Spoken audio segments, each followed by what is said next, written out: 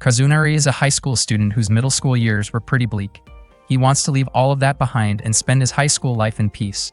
One day, he walks to the library with a book in hand, hoping that someday he can have a kind and gentle girlfriend. While there, he notices a girl quietly reading by herself. Her name is Ritsu, and she is exactly the kind of person he hopes to be with. When their eyes meet, Kazunari immediately blushes. As he is absorbed in looking for books, Tagami suddenly calls out to him and asks him to finish their assignment quickly so they can head home.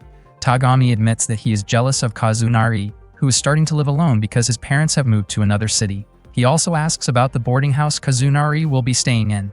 Kazunari explains that the previous tenant had some issues and already moved out.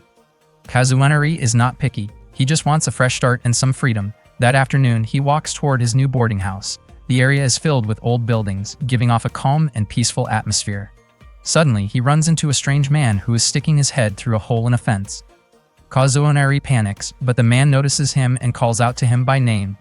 Kazunari is confused about how the man knows who he is.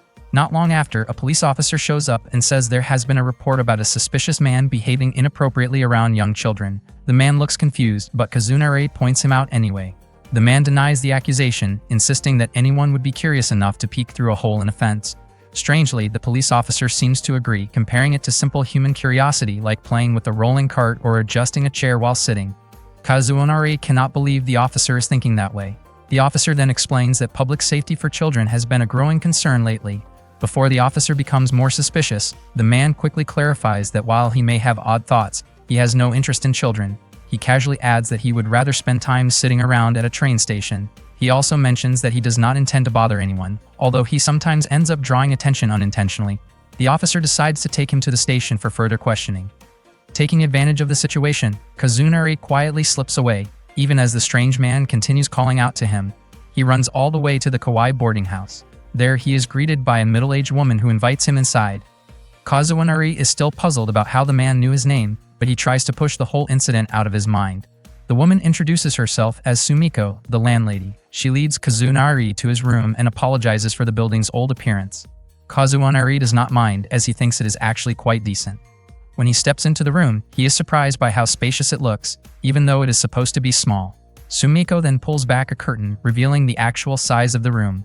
Suddenly, the strange man appears behind Kazunari and pats him on the shoulder. Kazunari screams in shock. It turns out that the man named Shizuru lives in the same boarding house. Kazunari finally learns that Shizuru knows his name because Sumiko told him and showed him Kazunari's photo. To make matters worse, Shizuru's room is right next to his, separated only by a thin curtain. Kazunari feels uneasy about living so close to someone like him. Sumiko explains that Kazunari just does not know Shizuru well yet and insists that he is actually a friendly person, even if he can be a bit unusual. She describes him as someone who can be selfless, although he also has some eccentric tendencies. Kazunari, however, feels that Shizuru might be trouble. Shizuru, on the other hand, seems oddly touched by Sumiko's comments. Kazunari begins to think that he should not get involved with people like them. In fact, he even considers that going back to his difficult middle school days might be better than staying there. He decides to refuse the room and plans to stay at a friend's house for the night instead. As he prepares to leave, Kazunari reflects on his dream of having a peaceful high school life and finding a kind and smart girlfriend, but the moment he opens the door, he unexpectedly runs into Ritsu. His face turns red as he sees her standing right in front of him. Sumiko and Shizuru greet Ritsu as she returns home. Kazunari wonders if this is some kind of sign or just a strange coincidence. Sumiko tells Ritsu that Kazunari will be staying at the Kawaii boarding house. Nervously, Kazunari stumbles over his words as he greets her. Shizuru tries to introduce himself again, but Kazunari is not interested. Ritsu calmly introduces herself instead. Sumiko then mentions that Ritsu goes to the same high school as Kazunari. He is shocked to realize that he might end up living under the same roof as the girl he admires. Kazunari then points out that they actually saw each other earlier at the library. Kazunari tried to start a conversation with Ritsu and kept following her, but she suddenly stopped him and pointed out that he had crossed into the women's area. Sumiko explained that the boarding house had clearly separated sections for men and women, and men were not allowed to enter the women's area. She also mentioned that the toilets and bathrooms were separated by gender. Kazunari was surprised to see how strictly these boundaries were maintained at the Kawaii residence. Not long after, Shizuru joined the conversation and made a remark that felt a bit inappropriate. Kazunari thought that someone like Shizuru could be troublesome if left living among the female residents. Sumiko reassured him not to worry, mentioning that there were plenty of precautions in place throughout the building. Shizuru, on the other hand, assumed that Kazunari had accepted the situation and said he would try not to bother him anymore, though his attitude still felt strange. Kazunari clearly did not like it and seemed annoyed. Later, Kazunari called his mother to complain about having a roommate since he had specifically asked to live alone. His mother blamed him for being too picky, reminding him that he was the one who insisted on moving out in the first place. Kazunari argued that she had not shown him enough care. His mother told him to stop complaining, pointing out that the boarding house offered a big discount and even provided breakfast and dinner. She also warned that she would stop sending him money if he kept protesting. After ending the call, Kazunari realized that what his mother said made sense. Even though the building was old, he liked its atmosphere. He then found himself wondering where Ritsu's room was. As he walked toward the women's area, hoping to catch a glimpse of her, Sumiko suddenly called out to him. Feeling awkward, Kazunari quickly explained that he had no intention of peeking. Sumiko simply smiled and invited him to have some tea. She explained that the room they were in served as a shared dining area for all the residents. Kazunari became nervous when Sumiko mentioned Ritsu's name. Shizuru commented that Ritsu was not easy to approach. Sumiko apologized for only giving advice without doing much to help. She explained that Ritsu was her nephew's granddaughter and described her as a kind person, even if she was hard to read. Sumiko hoped Kazunari could become close to her, but also reminded him not to get stuck in a one-sided friendship. After taking a bath, Kazunari noticed Ritsu walking down the hallway while reading a book. As she was about to pass through the common area, she seemed to notice him watching her. Kazunari felt happy just seeing her soft hair and wished he could get closer to her. Suddenly, Shizuru appeared and asked why Kazunari did not have a mattress in his room. Kazunari explained that his parents had not prepared one for him. Shizuru casually suggested sharing a sleeping space since the night was cold, but Kazunari immediately refused. Their conversation turned awkward, and without thinking, Kazunari made an embarrassing remark.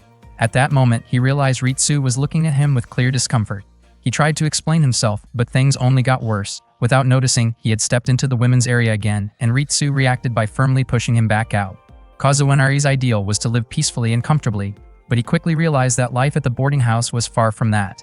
The next morning, Shizuru acted dramatically, only to be startled when Kazunari suddenly opened the curtain. Shizuru did not expect to have such a sensitive roommate, while Kazunari insisted that he was the one at a disadvantage. Shizuru then asked if Kazunari ever indulged in daydreams, which Kazunari firmly denied. Shizuru found it surprising that Kazunari never imagined situations where someone might show interest in him. Shizuru also noted that Kazunari seemed to be adapting quickly and believed he would soon get along with everyone at the Kawaii residence. Kazunari agreed that getting close to Sumiko seemed easy, but felt that becoming close to Ritsu would be difficult. Ever since the incident, Ritsu avoided making eye contact with him. She even ignored him at school. Kazunari had never seen her smile, and her distant attitude felt overwhelming. Shizuru, however, found Ritsu's intense gaze exciting, comparing it to the feeling he got when talking to Mayumi and Sayaka. Curious, Kazunari asked who they were. Shizuru explained that Mayumi worked as an office employee, while Sayaka was a college student. Shizuru then showed Kazunari a photo of Mayumi. It was instantly captivated. Mayumi really did look charming, and Shizuru started to think that Kazunari's hopes might actually come true. Suddenly, Sumiko asked Shizuru to go buy some fish. Shizuru, in an odd request, asked Sumiko to scold him while giving the order. Sumiko did so bluntly, telling him to go buy the fish in a harsh tone. Unexpectedly, Shizuru seemed delighted by it. Kazunari thought that at least one of his wishes had come true. He was living with the type of woman he liked, even if reality was not quite as ideal as he had imagined. Not long after, he noticed a well-endowed woman drinking by herself. She looked heartbroken, trying to throw away a ring. Her name was Mayumi. She shouted angrily about Kenji, calling him a terrible guy. Kazunari found it surprising that someone would react like that after a breakup. Mayumi kept venting, saying she would remind Kenji of his mistakes someday and expose his embarrassing side. Kazunari wanted to leave, but he could not just ignore her when she seemed to be in danger. He warned her not to stand too close to the edge by the sea. When he finally saw her face clearly, he felt like he had seen her somewhere before. Mayumi looked at Kazunari and assumed he was trying to hit on her, which he quickly denied. She then became upset, thinking that even someone younger was not interested in her. Frustrated, she acted as if she might jump, but Kazunari grabbed her hand to keep her safe. He corrected himself, admitting that she was attractive, but that he simply was not her type. That only made Mayumi more irritated as she misunderstood his words. Kazunari tried to clarify and asked her not to jump to conclusions.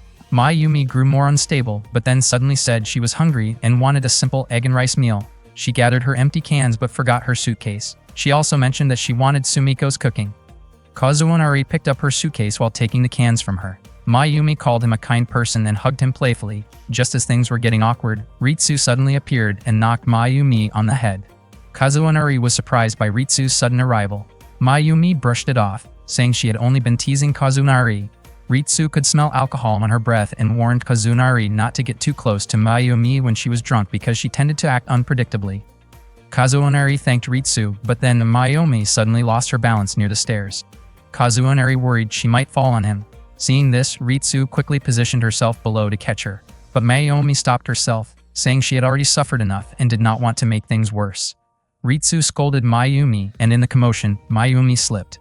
Ritsu tried to hold her, but they both ended up falling onto Kazunari.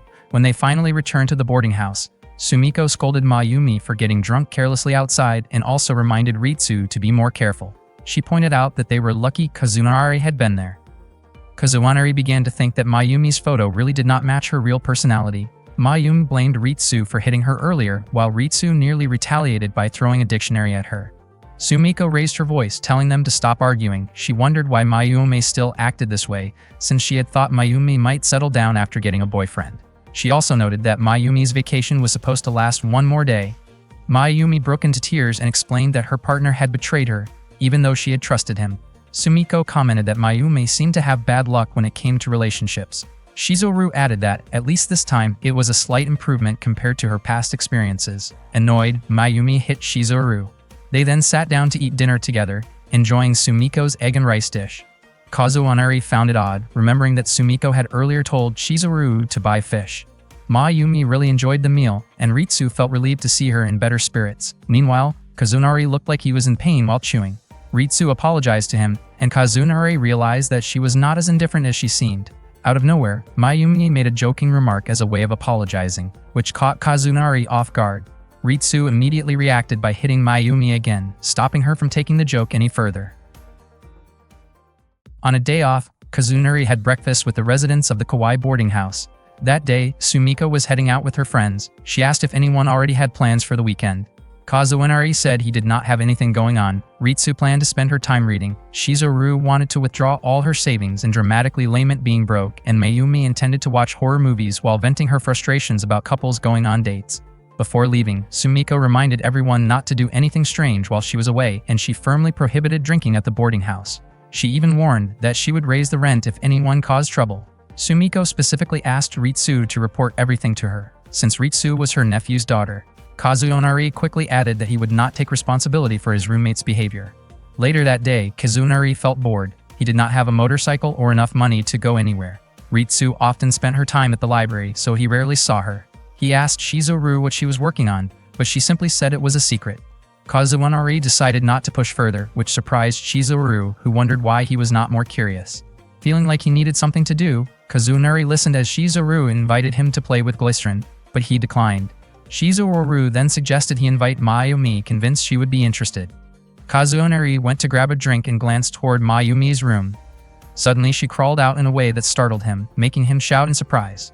Mayumi seemed confused that Kazunari did not ask what was wrong, even though she clearly looked distressed. Kazunari told her it would be easier if she acted in a more understandable way, especially since they were in the women's area and he did not want to get into trouble again. Mayumi could not understand why he worried about something so minor. Kazunari admitted he had no idea what was bothering her. He found it strange that she was not enjoying her day off, since weekends were usually when couples spent time together, something she clearly felt she was missing. Mayumi grew more discouraged, saying no man seemed interested in her, and wondering if something was wrong with her. Kazunari became irritated by her rambling and assumed she was acting out of frustration. Mayumi, in turn, was upset that she could not enjoy her holiday. Kazunari mentioned that Shizuru was planning to experiment with glycerin and thought Mayumi might enjoy it. Mayumi doubted it, saying Shizuru would be the only one having fun, and questioned why they should go along with her ideas. She even remarked that someone as eccentric as Shizuru could still take advantage of Kazunari's willingness. Mayumi assumed Kazunari must think she was pathetic. She also pointed out that he had ignored her earlier request for attention, which only made him realize how troublesome she could be. At that moment, Shizuru called him over to look outside. It turned out she was making soap bubbles. They were amazed at how large the bubbles were. Apparently, she had simply mixed glycerin with detergent. Shizuru invited them to join, and Mayumi quickly became enthusiastic again, her mood lifting as she played. Shizuru even managed to create an enormous bubble. Ritsu had just returned and was surprised to see the three of them playing together. Mayumi admired the beauty of the giant bubbles, but one suddenly popped. She grew gloomy again, saying that the beauty and joy had only been temporary.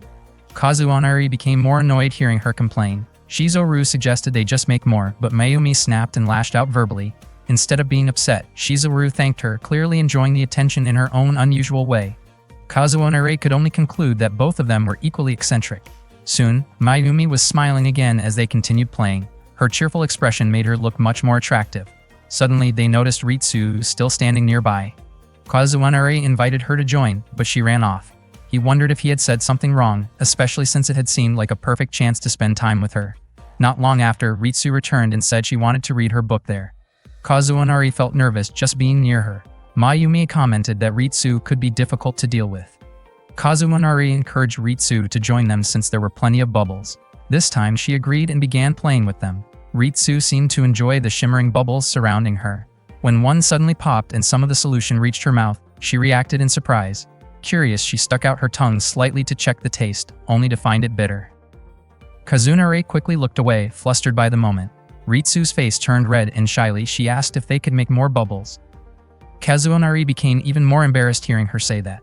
Mayumi patted his back, teasing that he was making progress, while Shizoru jokingly questioned whether he could still handle himself. Annoyed, Kazunari told Ritsu to ignore the two of them. Realizing her earlier actions had caused the teasing, Ritsu blushed even more. Shizoru and Mayumi quickly ran off, leaving Kazunari alone with Ritsu, who immediately slapped him in frustration. That evening during dinner, Sumiko noticed the mark on Kazunari's face. She asked if he had been doing anything inappropriate. Kazunari could not understand why he was the one being suspected, especially since Shizoru, his roommate, refused to say anything about what had actually happened that day. The next day, Mayumi was hanging out the laundry while Kazunari stood on the terrace. She mentioned that she was not going to hang her underwear outside, even if he kept waiting around. Kazunari felt confused about why Mayumi kept seeing him as a pervert when he was simply waiting for his laundry to finish. Sumiko pointed out that it had been raining a lot lately, so she was sure Kazunari's clothes would often end up piling up. Mayumi teased him, suggesting he clean his room so it would not smell unpleasant. Kazunari told her not to bring up things like that on such a nice sunny day. Mayumi then wondered why Kazunari did not react at all when she joked about those topics. She expected at least some kind of flustered response, but he stayed completely calm. She could not figure out what kind of guy he really was. Not long after, Kazunari's laundry dried and he quickly went to collect it. While thinking about what Mayumi had said earlier, he suddenly noticed something lying in front of him. He thought it looked like a piece of clothing and wondered why it was there and who had dropped it. Slowly, he reached out to pick it up, unsure if it belonged to Mayumi or if it was some kind of trap. Just then, Shizoru showed up and Kazunari nervously asked if there were any police officers nearby. Shizoru had no idea what he was talking about. She picked up the object and revealed that it was actually just a hair tie. Right after that, Mayumi came over and said it was hers. She looked at Shizoru's outfit with curiosity. Shizoru explained that all her clothes were being washed, so she had no choice but to dress that way. Kazunari commented that she seemed to have completely lost her sense of embarrassment. Shizoru casually replied that she was still wearing shorts under the towel. Sumiko remarked that Shizoru kept lowering her standards. Shizoru then shared that back in middle school, she had been nicknamed something like a mischievous general because of her bold personality. She even joked about inviting everyone else to join her. Soon after, Ritsu arrived carrying some curtains from the hallway.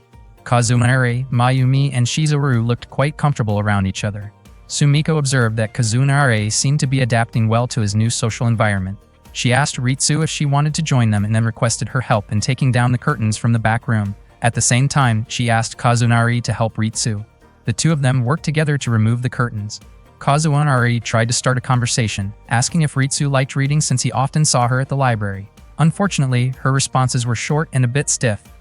Kazunari realized that she was probably used to being alone, which made casual conversation harder for her. After finishing, they headed to the backyard. Kazunari thought he should lighten the mood but could not think of what to say. Suddenly, a strong gust of wind blew through, sending a blanket flying and lifting Shizoru's clothes slightly.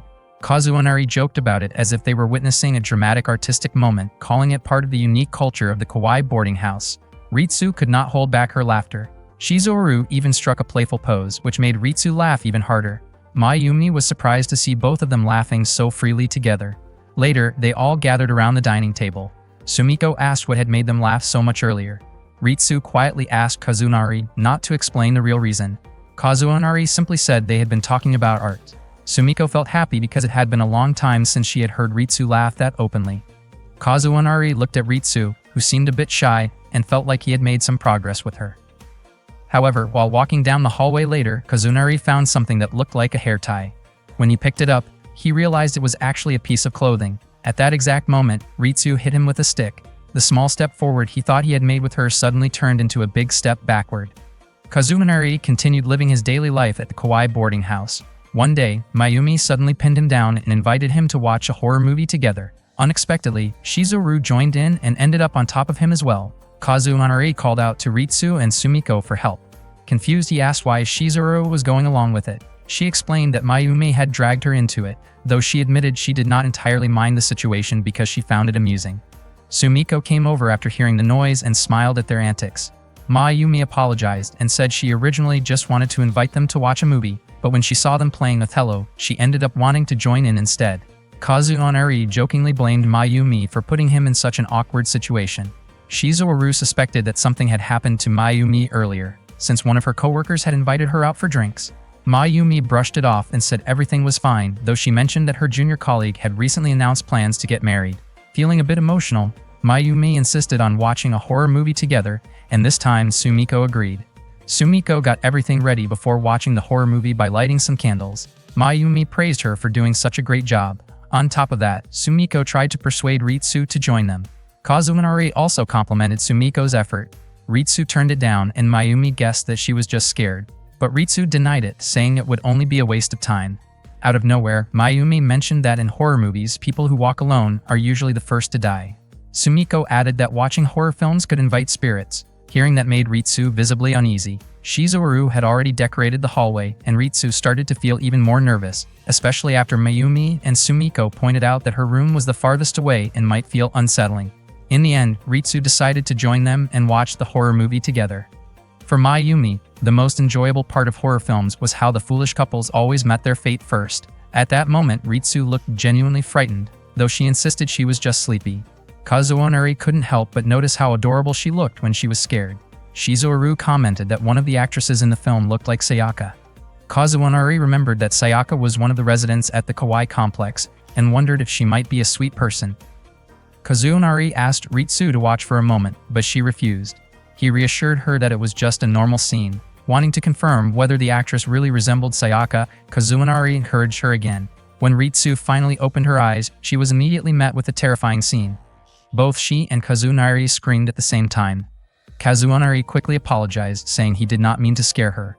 Ritsu called him a liar, and he kept apologizing over and over. Meanwhile, Mayumi suddenly thought that she might want to take revenge on Kazunari for that moment. According to her, the movie was not even that scary. Sumiko asked if Ritsu was okay, and Ritsu seemed to be holding back, clearly uncomfortable.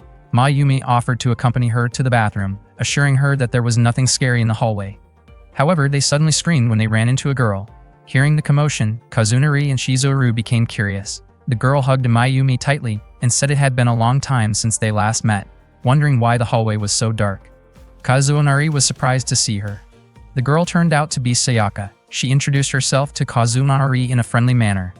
Kazunari thought she seemed like a normal girl. Sayaka admitted that she tended to be playful and liked hugging people, though she actually wanted to change that habit. Kazunari did not expect her to be so comfortable with physical closeness. Mayumi called Kazunari foolish for getting caught up in Sayaka's bothersome behavior. Sayaka apologized to anyone who found her annoying. Mayumi, still irritated, openly said that Sayaka really was a handful. She warned Kazunari not to act inappropriately. Kazunari explained that he had been surrounded by all kinds of personalities, including older men with questionable behavior, aloof girls, and girls who liked to drink. Mayumi grew even more annoyed when she noticed Kazunari getting flustered around Sayaka. In her frustration, she even joked about teaching him a harsh lesson. Sayaka then commented that Kazunari and Mayumi seemed very close. Mayumi replied that a lot had happened while Sayaka was away, and that she now considered Kazunari a close friend. Sayaka responded by asking if she was not also Mayumi's friend. Kazunari began to question again whether Sayaka was truly as normal as he first thought. At that moment, Ritsu quietly apologized, wondering if she came across as an indifferent girl. After living at the Kawaii boarding house for quite some time, Kazunari still found that Ritsu remained distant toward him. One day he invited her to walk home together, but she stayed silent. Not long after, Tagami asked Kazunari to head home together instead. Tagami pointed out that Ritsu lived in the same boarding house as Kazunari and wondered if he might be interested in her. He even said that Kazunari's taste was unusual, describing Ritsu as gloomy, antisocial, and someone who kept to herself. In reality, Kazunari was not attracted to Ritsu in that way. He simply wanted to get closer to her. When Kazunari returned to the boarding house, Sumiko told him that his delivery had arrived in the backyard. He was excited to see the bicycle he had bought with his allowance. He imagined that one day, his future girlfriend would ride along with him, enjoying the sunset together. Suddenly, Mayumi and Shizuru tried to get on the bike, and Kazunari immediately stopped them. Mayumi called him stingy, while Kazunari accused her of trying to take his bike ride. Mayumi seemed to understand that Kazunari bought the bike for that purpose and started talking about her past romance during her school days, though those memories were not very pleasant. Out of nowhere, Shizuru tied a knot in the bike's rear seat strap, making it difficult for Kazunari to undo. Sumiko mentioned that Shizuru was known for being skilled with tying and untying knots. Kazunari grew frustrated, feeling like they had ruined his dream. Not long after, Sayaka and Ritsu came home together. Kazunari felt awkward about starting a conversation with Ritsu. Sayaka suggested that starting the next day, Ritsu could ride along with Kazunari. He admitted he did not mind at all and even said the bike was meant for that. Unfortunately, Ritsu immediately ignored him when she noticed the knot on the bike's seat. Kazunari wondered why something always seemed to get in the way whenever he tried to get closer to Ritsu.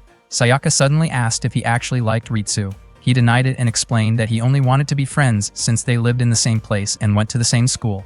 He also mentioned that Ritsu was enjoyable to talk to. Right after saying that, Kazunari realized he might have gone a bit too far with the compliment. He felt concerned because Ritsu was always by herself. Shizuru then asked about the last thing he had said, but Kazunari avoided the topic by going to see Sumiko. At that moment, Shizuru began to notice that every time Kazunari tried to move forward, something always got in his way. The next day, Kazunari felt happy riding his bike to school. He tried to talk to Ritsu again and offered her a ride, but she immediately refused. Hearing that, Kazunari assumed no one would want to ride along with him. He then left for school on his own. In reality, Ritsu had not meant to reject him so firmly. She actually had no issue with riding together, but she felt very embarrassed. Not long after, Mayumi and Sayaka teased Ritsu for refusing the offer. Shizuru even joked about inviting someone who would turn him down. Sumiko joined in as well, and their teasing began to annoy Ritsu. She pointed out that the boarding house actually belonged to her family, and Sumiko admitted she was only managing it since Ritsu's mother was the rightful heir. Ritsu then warned them that, as the daughter of the heir, she could raise the rent by 50%. That shocked everyone. Ritsu walked to school, still thinking about Kazunari's invitation. Meanwhile, Kazunari kept thinking about her too. He felt it was natural for her to refuse, assuming she might have misunderstood his intentions. That day, Kazunari had duty at the library. He wondered if Ritsu would be there, believing she would not expect him to show up. When he entered, Ritsu apologized for what happened earlier. She realized she had overreacted and explained that it was not that she did not want to ride with him. She simply preferred reading while walking, felt embarrassed about riding with a boy, and worried that the other residents would tease her. At that moment, she seemed unsure of what to do. Kazunari reassured her, saying he understood her reasons. Ritsu then asked him not to invite her again in the future. After that, Kazunari began to feel that whether he became close to Ritsu or not was no longer the main issue. The situation felt a bit strange to him, and he came to accept that maybe his preferences really were a little unusual. That afternoon, Kazunari was confused when he saw Shizuru squeezing Mayumi while Sumiko stepped on Shizuru in return. Mayumi was irritated because Sayaka had pointed out that she had been dumped by a guy. Sayaka insisted that it was simply the truth and even commented on Mayumi's mismatched underwear. Mayumi found it annoying that Sayaka treated her so casually despite them both being women, and she snapped at Kazunari for staring in their direction. She then realized Kazunari was actually looking at Ritsu. Kazunari walked over to Ritsu and asked what was wrong with her. Ritsu said she was fine and quickly left. Still, Kazunari was certain he had just seen her crying. At that moment, Mayumi's phone started ringing, but she refused to answer. Shizuru and Sumiko were convinced it had to be her ex calling. Not long after, Mayumi received a message from him saying he missed hearing her voice. She looked happy, but she brushed it off, claiming she only felt a little sympathy and did not expect anything more. She reasoned that since they had not talked in a long time, it was only natural for him to reach out again. Sayaka could not understand why Mayumi was so quick to feel sorry for a guy. Her phone kept ringing, and Mayumi eventually said that her ex would probably keep calling unless she picked up, so she stepped outside to answer it. Ritsu watched her, noticing how cheerful she seemed. Kazunari could not understand why Mayumi was willing to reconnect with someone who had such a bad personality. Suddenly, Ritsu said that she had started to understand something. Kazunari was puzzled by what she meant. The next morning at breakfast, Sayaka asked if Mayumi had gotten back together with her ex. Mayumi denied it and said she was just teasing him a little because he was being talkative. Shizuru suspected that Mayumi might still be getting treated poorly by him. Mayumi insisted that her ex had changed after they broke up and made it clear that she was not someone easy to take advantage of. Then her ex called again, and Mayumi quickly answered. Kazunari could barely watch, feeling frustrated that she seemed so easily pulled in. Shizuru figured that Mayumi must still have strong feelings for him.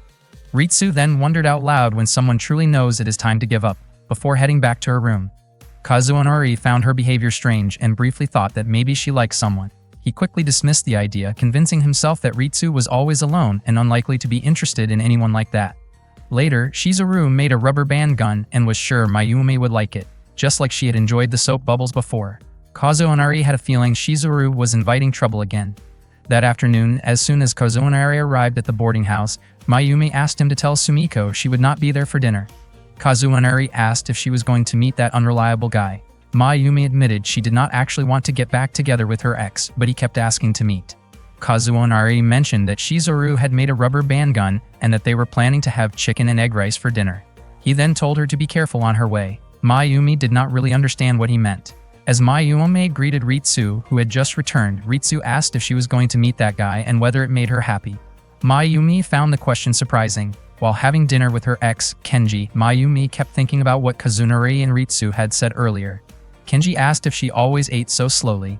Mayumi just smiled, even though she felt annoyed because she did not like Italian food, something she had already mentioned when they first started dating. When Kenji asked if she was nervous, she denied it, even though she was actually irritated and struggling to stay calm.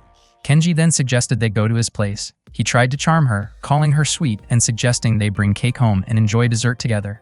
Mayumi refused, making it clear that she was not someone who could be easily fooled. She decided to end things for good. As she left, she could not help but think it would have been nice to have Shizuru's rubber band gun with her, just for confidence. Mayumi returned to the boarding house and asked about the chicken and egg rice. Sumiko told her she had made omelette rice instead. Mayumi complained to Kazunari, who admitted he had just been joking earlier. Ritsu felt relieved when Mayumi came back and they immediately hugged.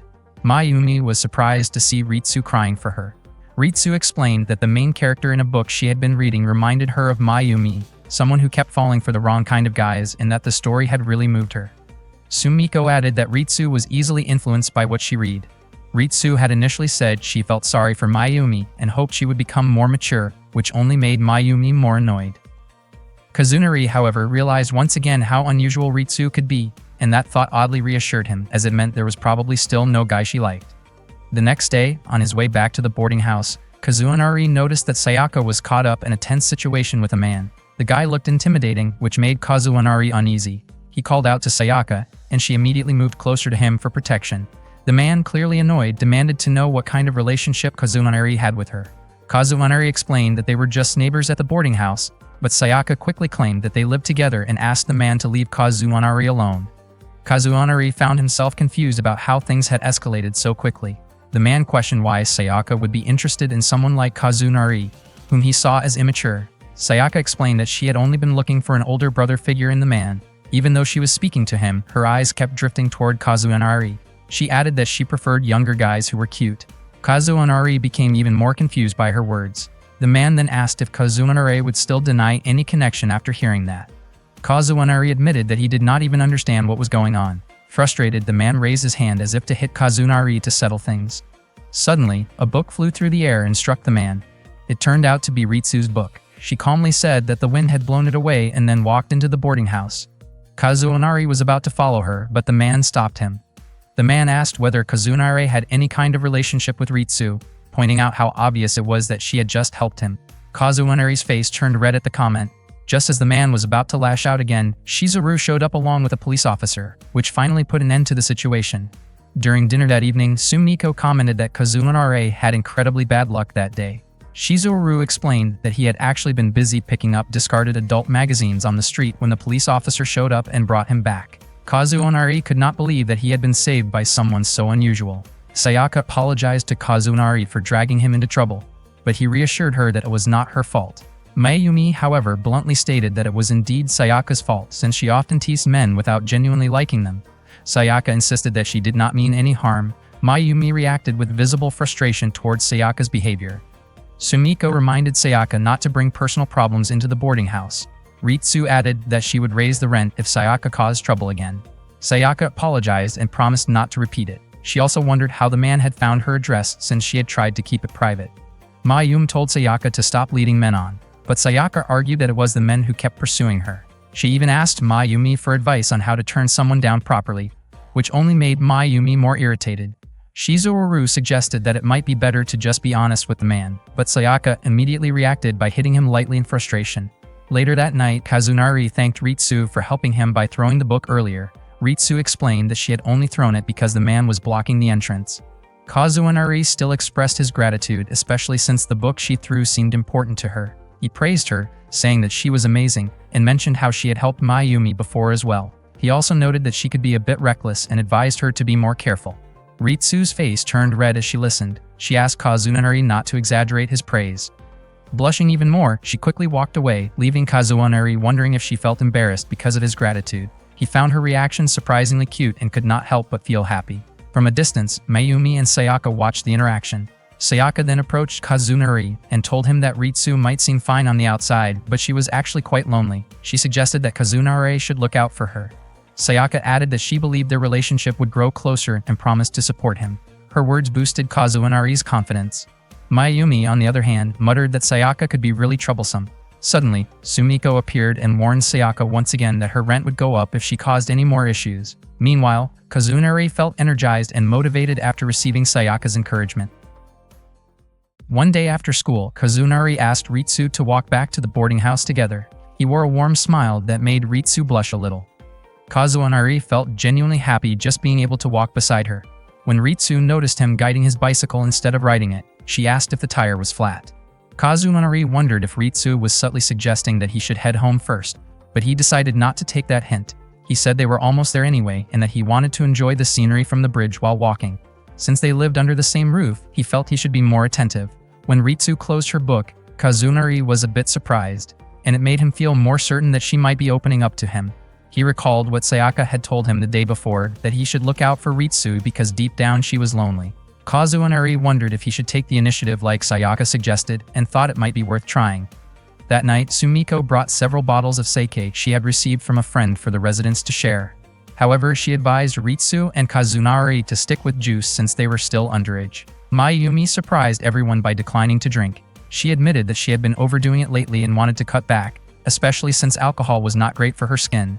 Sumiko commented on how little Mayumi was eating, even though she usually had a big appetite. Sayaka mentioned that Mayumi's fuller figure looked better before, in a teasing way, but Mayumi firmly stated that her body was not something to joke about. She wondered why Sayaka sometimes acted like her past partners. Not long after, Mayumi's phone rang. She said it was a call from a friend. Meanwhile, Sumiko continued chatting and drinking with Shizuru and Sayaka. After ending the call, Mayumi suddenly grabbed Shizuru's glass and drank from it. Clearly frustrated, she lightly tapped the glass against Shizuru's head in annoyance. She explained that her friend had just started dating someone from a wealthy family and had tried to set Mayumi up on a blind date. The plan was for her friend's partner to introduce a coworker to Mayumi, but along the way, her friend also suggested that Mayumi should lose weight. In the end, her friend broke up with that partner, and the blind date opportunity disappeared. Mayumi felt conflicted, unsure whether she should feel disappointed, sympathetic, or even a little relieved, and she was worried about reacting the wrong way. Kazunari thought that Mayumi's intentions were not entirely pure to begin with, especially since her expression looked like a mix of disappointment and amusement, which came across as a bit unsettling.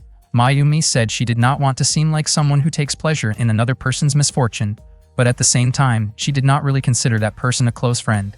Sumiko asked if that meant Mayumi did not actually like her, and Mayumi nodded. Sumiko concluded that in that case, the person was not truly her friend. Mayumi then realized why she had taken her frustration out on Shizuru, though Shizuru did not seem particularly bothered by it. As the night went on, Mayumi became a bit tipsy. She shared her thoughts that women tend to have only a few close friends, while others are more like acquaintances, and that there are often unspoken rules in friendships, which she found exhausting. Sayaka said she understood that feeling. Ritsu gently pointed out that Mayumi should not assume everyone saw things the same way. Sayaka then asked how Mayumi viewed her. Mayumi described Sayaka as someone who often stirred up trouble in friendships, though she said it in a half-joking tone. Sayaka then suggested that Ritsu herself did not seem very interested in making friends. Hearing that, Kazunari grew concerned that Sayaka's comment might hurt Ritsu. Ritsu explained that it was not by choice. She said that in her class, there were no students from her old middle school. Only a few people from her previous school had gone to the same high school, and most of them were boys. Because of that, she never really had the chance to build friendships with her classmates, and eventually she got used to being on her own. Hearing this, Kazunari became even more convinced that Ritsu had grown accustomed to solitude. Meanwhile, Sayaka continued playfully teasing Mayumi, while Mayome tried to push her away. Seeing that both of them were quite drunk, Sumiko suggested ending the gathering for the night. Later, in the bedroom, Kazunari told Shizuru that he was worried about Ritsu feeling lonely. Shizuru responded that high school students often feel pressure to follow trends in order to fit into social circles, which can be exhausting. He brought up an example of a past trend involving loose socks. Then he jokingly imagined what it would be like if there were trends involving other types of clothing, though his comment drifted off topic. Kazunari realized that Shizuru's thoughts were not really helping and decided it was better to go to sleep. That night, Kazunari could not stop thinking about whether Ritsu had truly meant what she said about enjoying being alone, or if she had just been putting on a front. The next day, he noticed Ritsu quietly reading a book by herself again. It seemed like she really did enjoy those moments. Kazunari had seen her smile and act shy before, but more often than not, she spent her time sitting in the corner of the living room, absorbed in her reading. That afternoon, Kazunari walked home with Ritsu. She looked a bit surprised and asked if he had been worried about what she said the day before. Ritsu told him not to worry, explaining that she actually preferred things the way they were. She felt she did not need to stress about missing TV shows because she got absorbed in reading, and she never felt pressured to reply to messages quickly since no one complained. Ritsu simply did not like being disturbed when she was reading novels on her phone. She also did not feel awkward suggesting a change of plans, like leaving an amusement park to go to a bookstore, since she often did things on her own anyway. Even so, Kazunari believed that despite what she said, Ritsu still felt lonely. He wanted to help her. Ritsu, however, felt that Kazunari was worrying about her too much. She thought he must have been having a hard time adjusting to the unique personalities at the Kawaii complex. Kazunari realized that she seemed concerned about him instead. He smiled and admitted that he was doing just fine. Ritsu praised him, saying he was impressive. She had assumed he was just an ordinary person, but it turned out he was able to socialize quite easily, just like everyone else. On the other hand, Kazunari thought Ritsu saw him as someone admirable, and that made him feel confident he was on the right track. His enthusiasm grew, believing his efforts to get closer to her were working. When they got home, Kazunari looked energized, while Ritsu seemed a little down. After that, Kazunari started approaching Ritsu whenever and wherever he could. It seemed to make her somewhat uncomfortable. One morning after breakfast, Ritsu left for school, and Kazunari immediately followed after her. Seeing this, Mayumi commented that he reminded her of a hamster she had at home. After school, Kazunari would often wait for Ritsu to pass by, but that afternoon she did not show up. He decided to check the bookstore where he found her reading. Just as he was about to call out to her, he noticed two girls approaching and surprising her. They seemed close to Ritsu. They were her middle school friends whom she had not seen in a long time.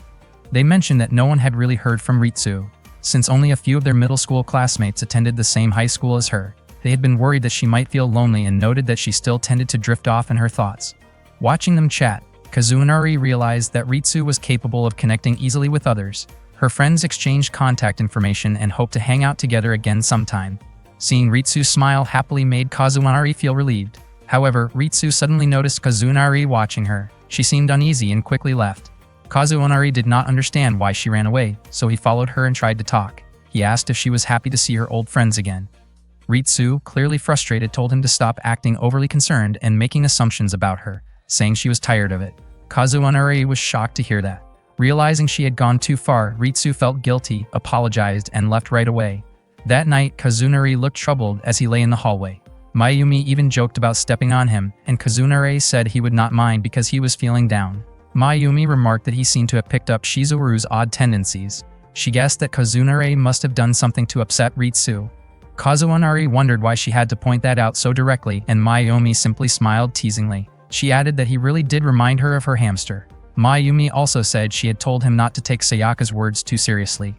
Kazunari had trusted Sayaka completely because she said that Ritsu had started opening up to him, which was why he had been so eager to get closer to her. According to Mayumi, Sayaka had not exactly lied, but Kazunari could not really be considered close to Ritsu yet. Hearing this, Kazunari realized he had been stuck in a cycle of false hope. He also admitted to himself that he had brought this situation upon himself. Mayumi described Sayaka as someone who could be quite manipulative, comparing Kazunari to prey caught in her trap. Kazunari could not believe that Sayaka would do that to him, and he questioned why he had trusted her so easily. Frustrated, Mayumi lightly kicked his head. The next morning, Shizuru noticed Ritsu sitting alone in the backyard and found it a bit unusual. He was convinced that she was feeling down, and he suspected something might have happened between her and Kazunari. Shizuru mentioned that Kazunari had also seemed troubled since the day before. He recalled how Kazunari once said he worried about Ritsu being lonely, and Shizuru had already expected that something like this would happen. Back then, Kazunari had seen Shizuru spending time with Ritsu. At that moment, Ritsu asked whether she looked lonely. She explained that she had no interest in forcing herself into social circles she could not relate to, nor did she feel the need to ask for someone's phone number if she knew she would never contact them. It was not that she disliked people, she simply preferred conversations to end quickly. However, she often found herself going along with them, putting on a polite smile. She did not mind being alone, and she also did not want others to see her as lonely. Ritsu often felt conflicted, and Kazunari had noticed that. Suddenly, Shizuru teased her and asked if she had ended up blaming herself again. According to him, that kind of feeling was completely normal for young people. Ritsu admitted that she did not hate her current situation. Shizuru added that it was common for young people to want everything about themselves to be perfect, and he used to feel the same way. Hearing their conversation, Kazunari realized that he had misunderstood things. Shizuru explained that, at the same time, Ritsu would eventually come to accept herself as she was. Because of that, he encouraged her not to dwell in uncertainty and to live more cheerfully. Meanwhile, Kazunari was surprised that Ritsu could open up so honestly to Shizuru. He briefly wondered if she might have feelings for him, but after listening to their conversation, it did not seem to be the case. Shizuru then joked that Ritsu's words were as sharp as Sumiko's. Ritsu did not appreciate the comparison and immediately hit Shizuru in protest. The following day, Kazunari tried to follow the signals Ritsu had given and avoided acting overly attentive toward her. He stood beside her, yet somehow felt a distance between them.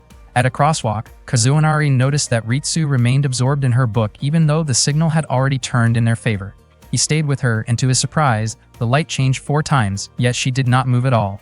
He began to worry about whether she would make it home safely, considering the steady flow of vehicles that could be dangerous. He also realized that she had been coming home late quite often lately. After waiting long enough, Kazunari finally spoke up and told her it was time to cross. Ritsu was startled to see him standing beside her. Kazunari explained that it was not intentional for them to walk home together, but he could not just leave her there alone. He added that she did not have to talk to him, but he reminded her that the road could be dangerous. He joked that he might look like a guide for crossing streets, but not someone who could guide her heart. Ritsu laughed at that remark, calling him strange, like a comedian. Kazunari smiled, feeling that this was how their friendship was supposed to be. He commented that Ritsu was unusual, though she soon returned to reading her book with a serious expression. They continued walking together, and Kazunari pointed out a rainbow he noticed in the sky. Ritsu was captivated by its beauty. Kazunari apologized for interrupting her while she was enjoying her book. Suddenly, Ritsu softly said thank you, though Kazunari could not hear it clearly at first. Still, he smiled and responded to her gratitude. Ritsu, on the other hand, felt extremely embarrassed when she realized that he had actually heard her quiet words. To make sure Ritsu stayed safe on her way home, Kazunari always walked back with her. Even just being together like that already made him happy. Before they realized it, they had reached the boarding house gate. Kazunari opened the door, and he was startled to find Sayaka getting a bit too physically affectionate with Mayumi.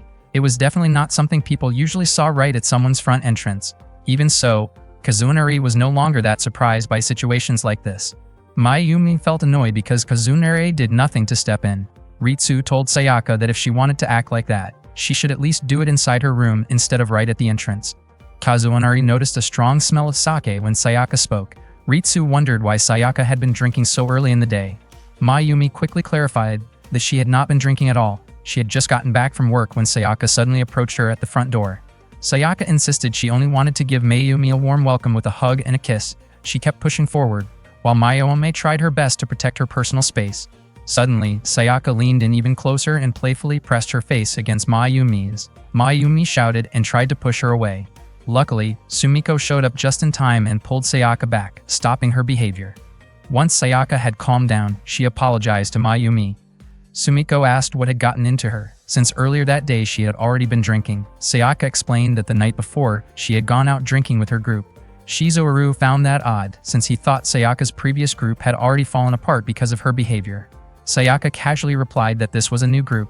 Mayumi confidently said that Sayaka's new group would probably fall apart in less than 2 months. Sayaka then shared that at a party she had run into another group, only to realize her ex was there too. To keep things from turning awkward, she forced herself to stay cheerful the whole time.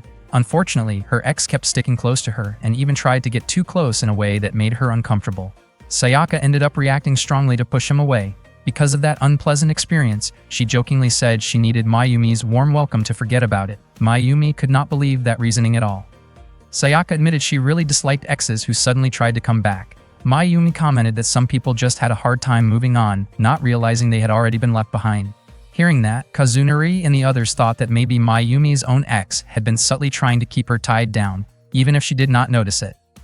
Kazunori then pointed out that maybe Mayumi herself had not fully moved on. Mayumi immediately denied it, saying she was not someone who fell easily. She explained that at the time, she had just been frustrated and needed someone to lean on emotionally. According to her, men tended to store romantic memories in separate folders, while women often replaced one experience with another. She admitted that she preferred to overwrite her past relationships. Sumiko asked how long Mayumi had been doing that. Sayaka responded that it explained why Mayumi kept ending up in the same situations. Mayumi did not understand what she meant. Sayaka pointed out that almost every guy who got close to Mayumi turned out to be problematic. Mayumi tried to deny it, but Sayaka exaggerated the number even more. According to Sayaka, it would be better to keep those bad patterns in a separate mental space, study how those guys acted, and use that as a reference to make better choices in the future. Unfortunately, Mayumi kept overwriting everything, which made her fall for the same kind of approach again and again. Hearing that explanation, Kazunori finally understood. Ritsu added that it was like when an ex came back, but the data used to judge him was already corrupted, making Mayumi vulnerable to being persuaded repeatedly. Sayaka then said that Ritsu was actually a more complicated case. Normally, when someone showed interest, people would store that data temporarily and evaluate it later, but Ritsu carefully examined every single detail without exception. She spent so much time analyzing that nothing ever really moved forward. Sayaka claimed that Ritsu was even more difficult to deal with than Mayumi. Kazunori wondered that if Sayaka understood Ritsu that well, why she still tried to push her into situations like that. Sayaka replied that even though Mayumi was troublesome, she was still easier to handle. Mayumi questioned whether that was supposed to be a compliment, though she clearly found Sayaka irritating. Shizuharu then asked what they thought about him. At the same time, Sayaka and Mayumi answered that his hard drive had already been completely broken from the start. Shizuharu looked genuinely shocked to hear that assessment. Ritsu asked Sayaka not to jump to conclusions so quickly, since Ritsu did not have the same kind of track record as Mayumi. Sayaka replied that having no track record basically meant having no experience in romance. Ritsu looked annoyed and admitted that she was not interested in that kind of thing. Hearing that, Kazunori suddenly felt a sense of excitement. After finding out that Ritsu had never dated anyone, Sayaka jokingly said she wanted to take Ritsu's first kiss. Ritsu was startled, and Kazunori quickly stepped in, blocking Sayaka with his arm. Sayaka laughed it off, saying she was only kidding. Kazunori, however, noticed a soft sensation on his arm. When he turned toward Ritsu, he saw that she looked embarrassed. Ritsu immediately ran to her room and Kazunori followed after her. Mayumi remarked that their youth still seemed a bit unpolished, while Sumiko said that Sayaka was the source of all the chaos, prompting Sayaka to apologize right away. Meanwhile, Kazunori could not catch up to Ritsu because she had already rushed into her room. He wondered why things always turned out like that. The sensation on his arm lingered in his mind, leaving him flustered until Sumiko suddenly startled him. Kazunori worried that Ritsu might be upset with him, but Sumiko thought otherwise. Kazunori felt like everything he did around Ritsu kept going wrong, and he did not even know how he should act anymore. Sumiko advised him that Ritsu might like being alone sometimes, but that did not mean she always wanted to be left alone. Kazunori commented that Ritsu seemed difficult to deal with, and Sumiko reminded him that Ritsu had always been hard to figure out. The next morning at breakfast, Kazunori and Ritsu ended up sipping their soup at the same time. Mayumi got annoyed and said that instead of doing that, they might as well just kiss. Both Kazunori and Ritsu choked on their food. Mayumi complained that their shy and innocent behavior was frustrating to watch. Kazunori then noticed that Ritsu's face had turned red all the way to her ears. Later, when Kazunori returned to the boarding house feeling overheated, Mayumi suddenly sprayed water at him. Confused, Kazunori asked what Mayumi and Shizuharu were doing. Mayumi seemed surprised at his reaction and said he should feel lucky to see her completely soaked. Instead, Kazunori commented on how her outfit did not match, which annoyed her, leading her to throw the water gun at him. Shizuharu explained that Sumiko had found water guns while cleaning the storage room, and they were playing with them because of the hot weather. Mayumi added that Ritsu really enjoyed the game and even ended up completely soaked. Hearing that, Kazunari was caught off guard and started imagining it, which only made Mayumi even more irritated with him. Not long after, Ritsu showed up wearing a raincoat. Kazunari teased her as she prepared to spray water. Sayaka was surprised to see how enthusiastic Ritsu was, almost like a different person. Sumiko invited Sayaka to join, but she said she did not like getting wet. Shizuru teased that Sayaka was probably just worried about her makeup, which led Sayaka to throw a bucket at him. After they finished playing, Kazunari cleaned himself up and walked down the hallway, where he noticed a book that Ritsu often read. Curious, he picked it up and started reading. He found himself laughing at parts of the story. Not long after, Ritsu came and saw him. Kazunari apologized for reading it without permission. Ritsu asked if he even liked reading, since he did not seem like the type. Kazunari said the book must be great if it could make Ritsu look so cheerful and full of energy. Hearing that, Ritsu's face turned red. Kazunari explained that even though he usually did not enjoy heavy reading, seeing how much Ritsu liked the book made him curious to try it. Even though he had only read a little, the beginning had already made him laugh. He thought the characters were pretty unique for a detective story.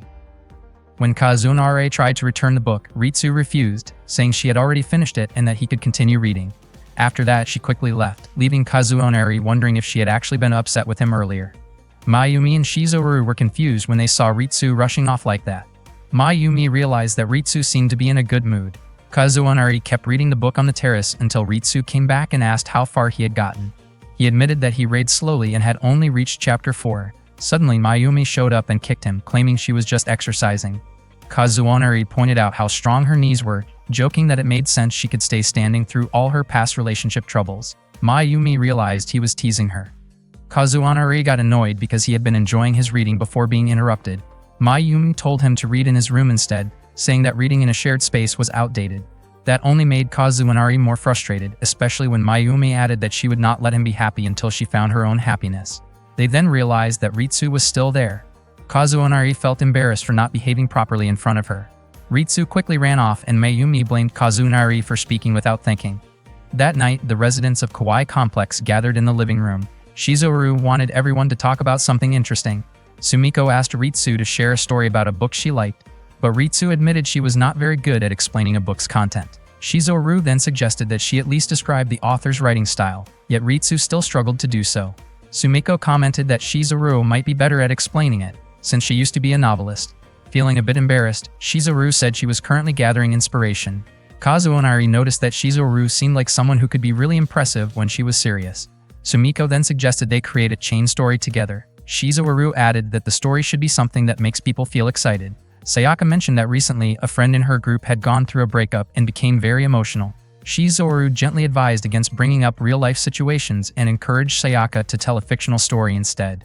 Sumiko asked Mayumi if she had any ideas. Mayumi began with a story about someone who gained special powers and became a hero, overcoming many dangers to defeat demons. At some point, the hero was told that giving up could also be a form of courage, and he accepted that idea.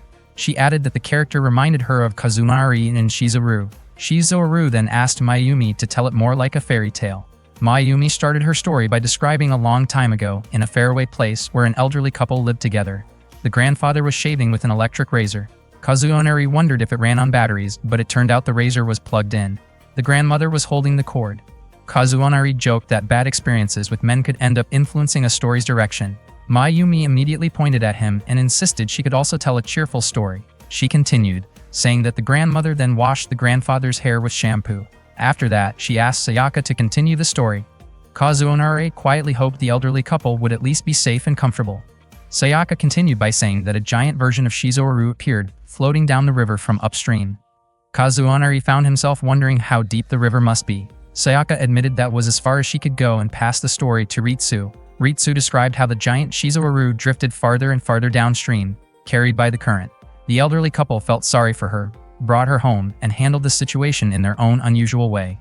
Sumiko then asked if the books Ritsu usually read were cookbooks, which somehow led to Kazunari being brought into the story.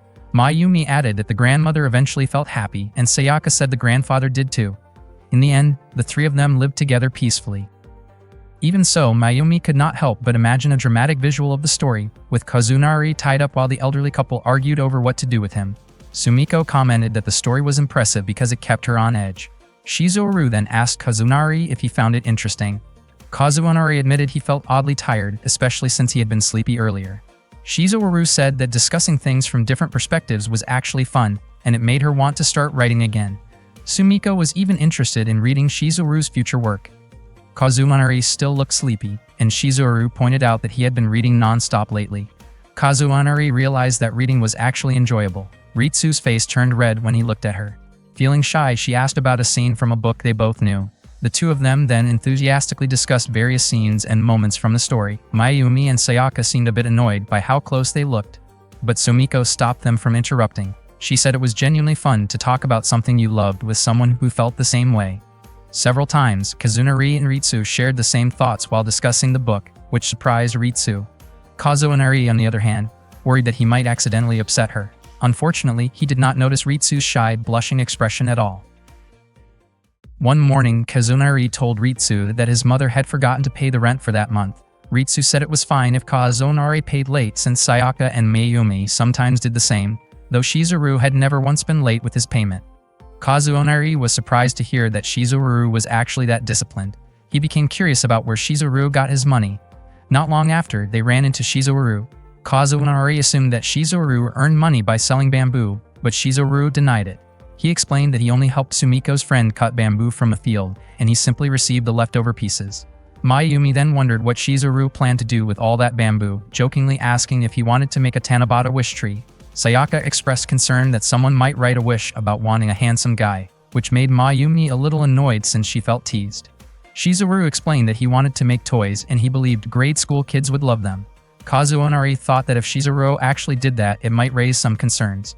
Shizuharu clarified that he was not particularly interested in children, though he casually mentioned liking their mothers, which Kazunari felt did not make the situation sound any better. Suddenly, Sumiko mentioned that there was a phone call from the police for Shizuharu.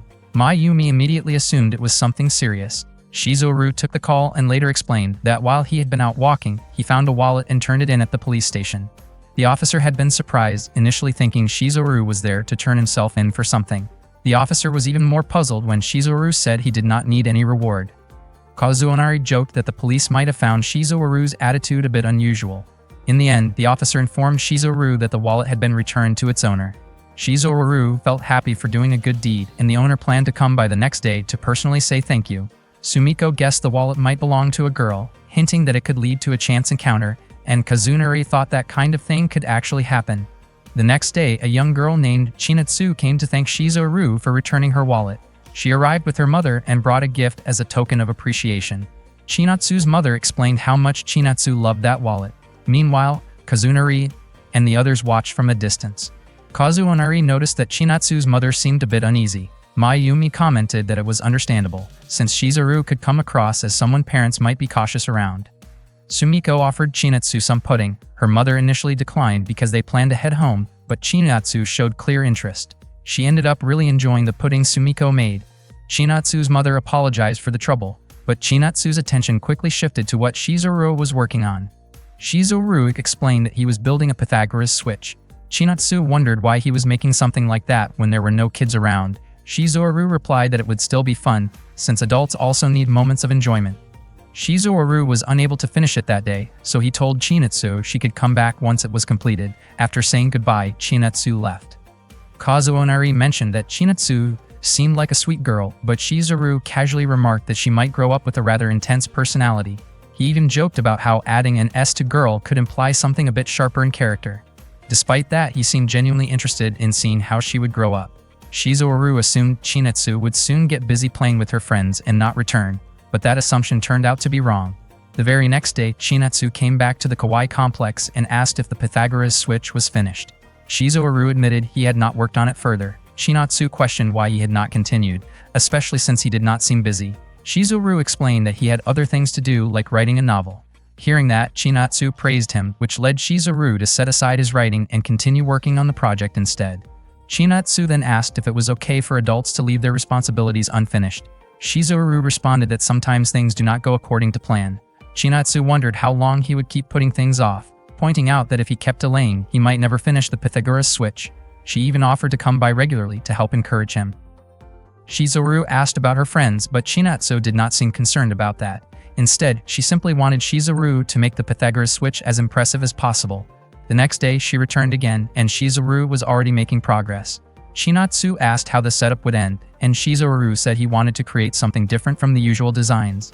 Mayumi was surprised to see that Chinatsu had started coming by every day, and the two seemed to get along well.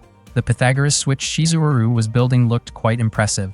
Chinatsu even suggested adding a large hammer to dramatically bring the sequence to an end. Shizuru found that idea amusing and continued to enjoy her enthusiasm. From a distance, Mayumi kept an eye on things and noted that nothing Shizuru was doing crossed any boundaries. Sayaka observed that Chinatsu might simply admire Shizuru or be drawn to his attention. Mayumi, however, felt slightly uneasy and hoped the situation would not be misunderstood by others. She did not want anything to bring negative attention to the kawaii complex or its residents.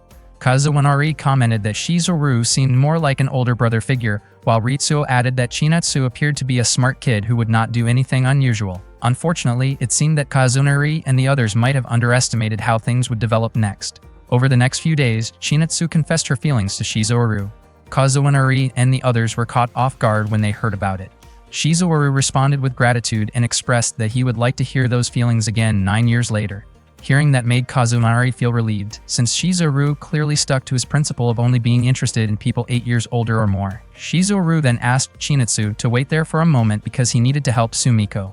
According to Mayumi, there still seemed to be time to bring Chinatsu back to her senses, and she did not think it was necessary to say too much to a grade schooler dealing with heartbreak. Kazunari, however, doubted Mayumi could handle it well. Mayumi approached Chinatsu and told her that a grade schooler should not fall for someone like Shizuru, pointing out that he was unreliable and did not have a clear future. She advised Chinatsu to stay away from him. Chinatsu suspected that Mayumi had been eavesdropping. Instead, Mayumi suggested that Chinatsu would be better off liking Kazunari, since he was younger and more appropriate. She described Shizuru as someone who simply went along with childish behavior without thinking. But for Chinatsu, love did not need a reason. Mayumi grew frustrated, feeling that she was trying to protect Chinatsu from making a bad choice, yet Chinatsu did not seem to understand. In the end, Mayumi reluctantly claimed that she was already Shizuru's girlfriend. Chinatsu responded by implying that Mayumi should find someone closer to her own age. That comment made Mayumi lose her temper, and she scolded Chinatsu for being disrespectful. She told Chinatsu to go play with other kids instead. Mayumi also warned that if Chinatsu kept acting that way, other children might start avoiding her. She went as far as saying that Shizuru belonged to her, so Chinatsu could not have him. Hearing that, Chinatsu burst into tears and ran home. Sayaka teased Mayumi for making a young girl cry. Ritsu found it surprising, considering Mayumi was 3 times older than Chinatsu, and Kazunari pointed out how immature Mayumi's behavior was. Sayaka even considered reporting the situation to Sumiko. Mayumi defended herself, saying she was only reacting because Chinatsu had been rude first. During dinner, Shizuru wondered what had happened to Chinatsu, since she had seemed cheerful earlier that morning. Sumiko also questioned why Chinatsu had suddenly gone home, especially after she had prepared pudding for her. Sayaka hinted that someone in the room had taken a child's words too seriously, which led to Chinatsu crying. After everything was explained, Sumiko asked why Mayumi and Chinatsu had ended up arguing when Mayumi only meant to help. Mayumi admitted that Chinatsu cried after she claimed to be Shizuru's girlfriend, adding that she had not realized Chinatsu's feelings were that strong. Sayaka felt there had to be more to it and believed Chinatsu's tears were actually caused by Mayumi's childish attitude. Shizuru apologized and explained that the situation happened because he only liked people aged 18 and above. Sumiko remained optimistic that Chinatsu would come back the next day. However, the following day, Chinatsu did not show up. Kazunari suspected she might be feeling stressed after being rejected and found himself wondering how she even saw Shizuru in the first place. Ritsu casually suggested that Chinatsu would be better off choosing Kazunari instead. That caught him off guard, and Ritsu quickly explained, a bit nervously, that it was because Kazunari was still in high school and more grounded. Hearing that made Kazunari blush. Not long after, they spotted Chinatsu looking downcast. She was ignored by her friends as they passed by. Feeling hurt, Chinatsu ran home. Kazunari then remembered Mayumi's earlier comment about how other kids might distance themselves from Chinatsu if she kept acting the same way. Later that afternoon, Sayaka continued teasing Mayumi, as if making light of the situation. Before long, Chinatsu's mother came to the boarding house, asking if Chinatsu was there. Sumiko told her that Chinatsu had not come by that day. Clearly worried, her mother left to continue searching for her. As it grew darker and Chinatsu was still missing, Kazunari decided to check places farther away. At the same time, Shizuru and the others were searching around the grade school building. Suddenly, Kazunari noticed Chinatsu near the boarding house yard. Sumiko quickly called Chinatsu's mother, and it seemed she would be arriving soon to pick her up. Mayumi chose not to say anything that might make the situation worse. She explained that friendships can be complicated, but every problem usually has a way forward. She also added that even not having friends is not necessarily the end of the world. Chinatsu felt that those words did not really help her. Sayaka mentioned that Mayumi had been an impressive person back in her school days. Chinatsu still acted indifferent, and Mayumi pointed out an example of someone who had lived independently for years, referring to Ritsu. Hearing that, Ritsu responded that she might raise Mayumi's rent to 3 times the usual amount. Mayumi quickly apologized and admitted that she truly needed Ritsu's help. Chinatsu then asked whether Ritsu was really like how Mayumi described her and whether she ever felt lonely. Ritsu did not deny it, and Chinatsu casually referred to her as a loner, which surprised everyone.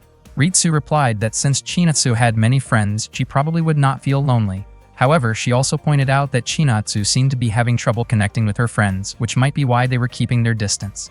Kazunari grew curious about what kind of problem Chinatsu was dealing with. Chinatsu explained that she had been struggling with schoolwork, and at one point, her friends started talking about anime. She had openly said that she did not like anime, and one of her friends ended up getting hurt by that comment. People who witnessed the moment started to see Chinatsu as being insensitive. From Chinatsu's perspective, everyone has different preferences, so she felt it was not wrong to like different things.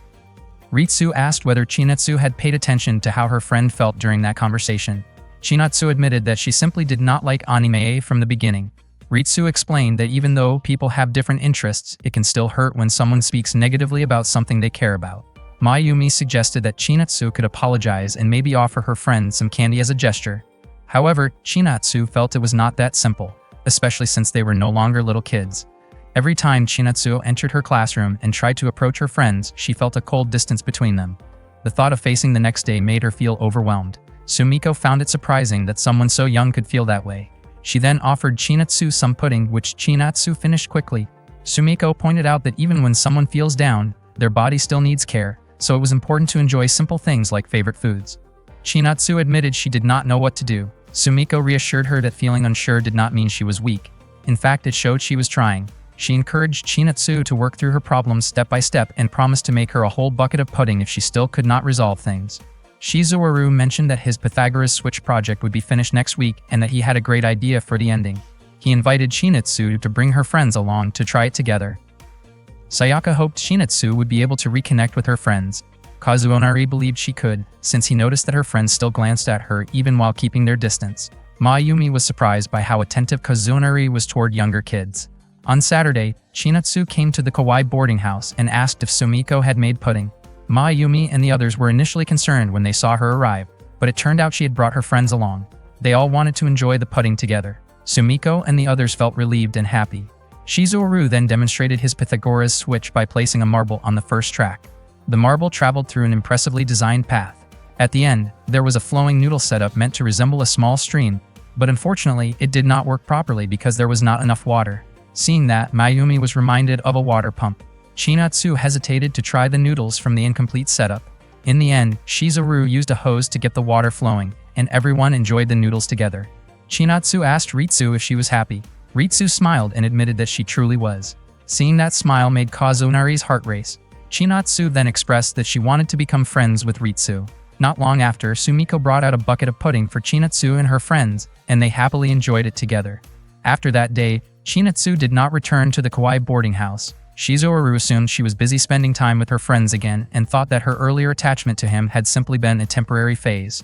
Kazunari wondered if Shizuharu missed her. Shizuharu reflected that kids often rely on adults when they need help, then move on once things are better. That evening, Sumiko prepared dinner with Shizuharu's favorite fried chicken. Shizuharu smiled warmly, clearly touched by the gesture. One night, the residents of Kawaii Complex received a notice warning about a suspicious offender in the area. Not long after, Shizuharu arrived out of breath. He was surprised to see everyone staring at him sharply, as if they were accusing him of being the person mentioned in the notice. Kazunari read the announcement. It explained that before approaching a target from behind, the offender would comment that the weather was very hot that day, then behave inappropriately. After reading the detailed physical description, Kazunari felt certain that he strongly disliked that kind of misconduct. Sayaka mentioned that she often encountered people like that because she regularly took the train to campus. She recalled the time when someone grabbed her from behind. She felt scared and almost cried. When she tried to push the person's hand away, her nail accidentally dug into the back of his hand. Kazunari commented that it sounded quite harsh. Mayumi joked that it felt like something out of a comic, adding that the person might have been disappointed. Hearing that, Sayaka became irritated and lashed out at Mayumi. Shizuru stated that such behavior was completely unacceptable and that people who did it were nothing but cowards. Sumiko suggested that, in dealing with someone like that, it might help to call out their lack of confidence to embarrass them. Shizuru seemed shocked by that idea. Kazunari and Ritsu both felt that the description in the notice matched someone present. Shizuru insisted that he hated inappropriate behavior, though his way of explaining it made others uneasy. Kazunari pointed out that his reasoning did not sound much better. Shizuru then wondered aloud whether his own actions might be misunderstood, suggesting that pretending to offer a shoulder massage could be seen as harmless. Ritsu, however, quietly wished that the police would step in right away. Kazunari then asked if Ritsu had ever experienced anything like that herself. Ritsu said she had not, mainly because she rarely took trains or buses. Sayaka added that such incidents could also happen in bookstores. She recalled a moment when a man reached for a book in front of her and ended up pressing his arm against her chest. Startled, she instinctively moved her elbow. Mayumi shared that during high school, she once felt someone trying to lift her skirt, only to realize it was someone taking advantage of the situation. Sumiko warned Ritsu not to read while walking home, saying it was careless and could put her at risk. Ritsu explained that she had been deeply absorbed in a book she had waited a long time to borrow from the library. Sumiko suggested she at least wait until summer. Ritsu asked not to be treated like a child, though Sumiko insisted she was speaking to her as an adult. Ritsu protested, saying she usually walked home with Kazunari anyway. The next day, Ritsu walked home from school with Kazunari after asking him to wait by the gate. Kazunari felt incredibly happy to walk beside her, almost like they were a couple, even though Ritsu barely paid attention to him. He assumed the book she was reading must be very interesting since she had been focused on it since morning. He wondered if she felt hot, noticing sweat running down her face. He quickly questioned why he was thinking about that at all, deciding that summer really did strange things to people. That night, Mayumi asked if there had been any progress since Kazunari had been walking Ritsu home for 3 days. She teased that his feelings must be growing stronger. Sayaka found it strange that Ritsu could not put her book down even for a moment and called her a bit self-centered. She also wondered why Kazunari did not suggest doing something else. Kazunari replied that Ritsu seemed to enjoy herself, so he thought it was best to let her be. He figured she was already used to hearing comments like that. To him, even if she was a little self-centered, it did not really matter. Hearing that, Mayumi jokingly called Kazunari a masochist. The following day, Sumiko shared that, according to the news, the suspect had been caught by the police. Kazunari felt relieved. With summer vacation just around the corner, his task of walking Ritsu home would soon come to an end. Ritsu was excited about the upcoming break, looking forward to spending her time freely reading books. As soon as the holidays began, Ritsu eagerly headed to the library. Kazunari could not stop watching her as she ran off. That afternoon, he asked Sumiko if Ritsu was still at the library, convinced that she was completely absorbed in her books. Sumiko replied that Ritsu would probably head home soon, since evening was approaching. Not long after, 2 little girls came running in, clearly shaken. They told Sumiko that they had seen a man whose face looked like the one on a public safety poster. Kazunari was surprised to hear that, since the news had been saying the suspect was difficult to catch. The girls explained that someone who looked like the person in the poster had been wandering around the area alone before heading toward the underground station. At the same time, Ritsu was walking past the underground station when a man suddenly commented on how hot the day was and behaved in a very inappropriate way right in front of her. He seemed confused when Ritsu simply ignored him. As he tried to grab her, Kazunari arrived just in time and knocked his hand away. Kazunari was caught off guard by the situation, while Mayumi, who was also nearby, watched as the man tried to run. Fortunately, Sayaka reacted quickly and kicked him, causing him to fall. She later admitted it was an instinctive reaction because she was startled. The man groaned in pain, and Mayumi then asked Shizuru to step in with his usual unsettling skill. Without hesitation, Shizuru tied the man up with a rope he had already prepared. Afterward, they handed the man over to the police, only to learn that he was not the same person who had been arrested by the officer the other day. Back at the boarding house, Kazunari scolded Ritsu, pointing out how dangerous the situation had been. He suggested that she should avoid reading her favorite books while walking outside. Ritsu replied that she had simply been unlucky that day and usually knew how to handle situations like that. Kazunari jokingly asked if that meant she could face someone like that calmly and brush it off without hesitation. He added that she seemed experienced and said she should have shown him how she dealt with it. Embarrassed, Ritsu quickly retreated to her room. Still, she promised to be more careful and thanked Kazunari. A moment later, she signaled for him to come closer, but she was already holding a weapon in her hand. As Kazunari stepped past the boundary of the women's area, Ritsu struck him hard. The next day, Kazunari felt bored during the summer break and started thinking about finding a part-time job. He noticed Ritsu reading quietly by the doorway and hoped she would not get too absorbed in her books while outside again. At the same time, he thought it might be a shame to work and miss moments like that. He approached her and asked what she was reading. Ritsu explained that it was a story about relationships in a traditional school setting.